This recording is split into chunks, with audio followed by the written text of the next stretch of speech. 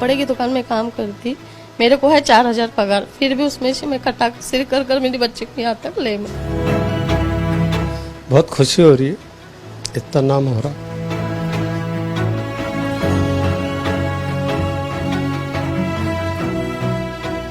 देशात नीट परीक्षेचा नुकताच निकाल जाहीर झाला। याच्यामध्ये सोलापूरच्या संजय गांधी झोपडपट्टी क्रमांक 2 या वस्तीत राहणारी अल्फिया मुस्ताफा पठाण या मुलीनं घवघवीत असं यश प्राप्त केलं। खरं झोपडपट्टी परिसरात राहणाऱ्या या मुलीनं 720 पैकी 617 गुण मिळवलेले आहेत, 617 मार्क तुम्हाला मिळालेले आहेत। कशा पद्धतीनं तुम्हाला वाटलं की डॉक्टर व्हायचं, कधी ठरवलं होतं हे?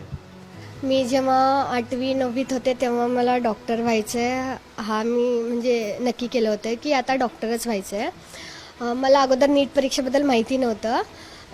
9th असताना एका सरांनी सांगितलं होतं की डॉक्टर होण्यासाठी ही परीक्षा पास व्हावी लागते, तर मी तेव्हाच ठरवले की आता पहिल्या अटेम्प्टमध्येच ही परीक्षा पास करून दाखवायचं। आता वय काय वय किती? आता माझं 17 वर्ष कंप्लीट झालं आहे, 1 महिना झालं कंप्लीट। हे वय विचारण्याचं कारण असं आहे, कारण अल्फिया 12वी परीक्षा पास होऊन 1 वर्ष झालेलं आहे। 1 वर्ष आधीच तू 12वी परीक्षा पास झाली होती। सीईटी मध्ये तुला किती मार्क पडले होते त्यावेळेस? 97.33% आहे। तिचं ॲडमिशन लवकर झालं, त्यामुळे नीट परीक्षेसाठी ती क्वालिफाय देखील नव्हती मागच्या वर्षी। काय झालं होतं तो प्रसंग पूर्ण सांग। मला शाळेत खूप लवकर घातले होते। जेव्हा अलगत मी 2 वर्ष आणि 2 महिन्याचे होते तेव्हाच मी LKGमध्ये ॲडमिशन घेतले आणि ती प्रोसिजर म्हणजे पुढं काय झालं नाही, असं काही कधी हे रेस्ट्रिक्शन आलं नाही की शिक्षण थांबावं लागलं। 12th पूर्ण झालं। अवघ्या 16 वर्षातच माझी 12th संपली। मग नीट वर्षासाठी 17 वर्ष नीट एक्झामसाठी 17 वर्ष क्वालिफाय लागते तर, आणि माझे ते पूर्ण नव्हते 17 वर्ष, म्हणून मी 1 वर्ष ड्रॉप घेतला आणि 17 वर्ष कंप्लीट होताच नीट एक्झाम दिली। सीईटीला किती मार्क पडले होते? सीईटी पण दिली होती? हां, गेल्या वर्षी दिली होती। त्याला किती मार्क होते? 97.33% आले होते। तुला इंजिनियर सहज होता आलं असतं, इंजिनियर व्हायचंच नव्हतं का?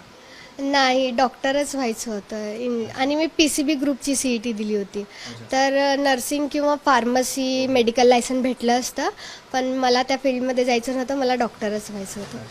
फक्त स्वतःला टेस्ट करायचं होतं की किती मार्क मिळतात म्हणून सीईटी दिलेली? हां, फक्त म्हणून CET दिली होती की नीट एक्झाम देण्या अगोदर अनुभव यावं की सरकारी परीक्षा कशी असते, त्याच्यासाठी थोडा कॉन्फिडन्स पण लागतो, म्हणून मी CETची एक्झाम दिली। नीटची तयारी कशी केली? कशा पद्धतीनं अभ्यास असायचा? किती तास अभ्यास करायचे? काय करायचे? अभ्यासाचं कधी म्हणजे मोजून केले नाही, फक्त दिवसभर अभ्यासच करायचे। अभ्यासाशिवाय कधी दुसरं काय केले नाही, जेवढा टाइम होईल तेवढं फक्त अभ्यासच करायचे। लक्ष काय असणार आहे, काय करायचं? कारण 617 मार्क आहेत। फर्स्ट प्रेफरन्स काय असणार आहे? कुठं करायचं आहे? MBBS करायचं आहे? हां, MBBSच करायचं। कुठं करायचं काय ठरवलं काय कॉलेज वगैरे? आणि कॉलेजची प्रेफरन्स लिस्ट अजून काढली नाही, कुठं भेटेल तिथं चालेल मला, फक्त गव्हर्नमेंट सीट भेटायला पाहिजे। अल्फियाचे विशेष कौतुक यासाठी आहे की अल्फियाचे हे वडील आहेत आणि त्याच्या आई आहेत। अल्फियाचे वडील मुस्तफा पठाण यांचं मदरशातून शिक्षण झालेलं आहे आणि आई देखील 9वी पास आहेत। मात्र आपलं शिक्षण कमी झालं असलं म्हणून मुलाचं शिक्षण कुठं थांबू नये यासाठी या दोघांनी ठरवलं की उच्च शिक्षित दोघा मुलांना करायचं आहे। अब्रार त्यांचा मुलगा आहे, तो देखील आत्ता 10वी पास झाला आणि त्याला देखील 80% जास्त मार्क या 10वी परीक्षेत मिळालेले आहेत। मुस्तफाजी, तुमचं मदरशातून शिक्षण झालं आहे, पण मुलांना शिक्षण हे जे आहे ते आत्ताच्या पारंपरिक माध्यमांमध्ये शिक्षण घेण्याचं तुम्ही ठरवलं, काय नेमकं कारण होतं? नहीं, अभी फ़िलहाल तो कैसा शिक्षण ही महत्व है, ज़्यादा कितना हार्ड काम करेंगे उतना कमाई भी नहीं है। शिक्षण में आगे होता नाम होता करके शिक्षण सीखा है। अच्छा, तुम्ही काय काम करता आणि कसं मुलांचं शिक्षण कसं करते? मैं भाजी बेचता हूँ सुबह। अच्छा सुबह भाजी बेच के 10 बजे तक काम के जाता हूँ बिगारी अच्छा को बाईपास, 2 काम करता हूँ। अच्छा, अभी ये जो घर है वो आपने रेंट पे लिया हुआ है? हाँ, किराए पर लिया है। अच्छा, आई देखील त्यांच्या आहेत। तुम्ही खरं तर ठरवलं होतं तुमच्या मनात, तुमच्या भावाच्या तुमचे जे भाऊ स्वर्गवासी झाले त्यांची इच्छा होती की त्यांची भाची डॉक्टर झाली पाहिजे? हो, तिची इच्छा होती म्हणून, आणि तिने पण ही केली ना, मी करू शकते म्हणून तिला पण तिने म्हणत होते आई मी करणारच। मी बोली मैं पाठिंबी आहे तुझे, तेरे पीछे है मैं, तू डरू नको, मैं करती जो भी लगेगा। और पंकज सर उसको बहुत सपोर्ट हुए, हर चीज़ को पंकज सर उसको सपोर्ट करे कि रन दे, उन्हें होशियार है, उसकी मेमोरी बहुत अच्छी है बोलकर उन्होंने एकदम साथ दिया उसको भी। उनका भी आभार बहुत है मेरे पर। कैसा लग रहा है अभी, क्योंकि पूरे सगळ्या मोहल्ल्यामधली ही पहिली डॉक्टर असेल कदाचित जी MBBS होणार आहे? बहुत अच्छा लग रहा है एकदम ऐसा। तुमच्या डोळ्यात पाणी दिसतंय मला हे खरं तर एखाद्या आई वडिलांच्या आयुष्यातला सगळ्यात मोठा दिवस असेल की आपण शिकलो नसलो तरी आपली मुलं शिकावेत आणि ती उच्च शिक्षित व्हावेत. त्या स्वतः कापडाच्या दुकानात, तुम्ही कापडाच्या दुकानात कामाला जाता? मैं कपड़े की दुकान में काम करती, मेरे को है 4,000 पगार, फिर भी उसमें से मैं कटा सिर कर कर मेरी बच्चे को यहाँ तक ले.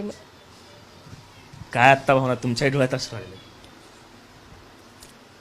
बहुत खुशी हो रही है, इतना नाम हो रहा. काय एखाद्या परिवाराच्या आयुष्यात हा इमोशनल क्षण असतो.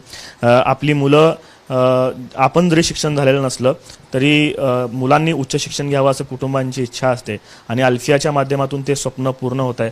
संपूर्ण कुटुंब इथं उभं आहे आणि सगळेजण, सगळ्यांच्या डोळ्यात पाणी आहे. खरं तर मलाही त्या इमोशनल क्षणामध्ये मी देखील सहभागी होतो, कारण एखाद्या गरीब कुटुंबामध्ये जिथं राहण्या खाण्याची पंचायत असते, जिथं 2 वेळेचं जेवण कसं मिळवायचं याची स्पर्धा असते, अशा काळामध्ये मुलांनी उच्च शिक्षण घ्यावं, तेही डॉक्टर होण्याचं स्वप्न अल्फियाच्या माध्यमातून पूर्ण होतं. त्यामुळे ते कुटुंबाचे आनंदाश्रू या ठिकाणी आपल्याला पाहायला मिळत आहेत.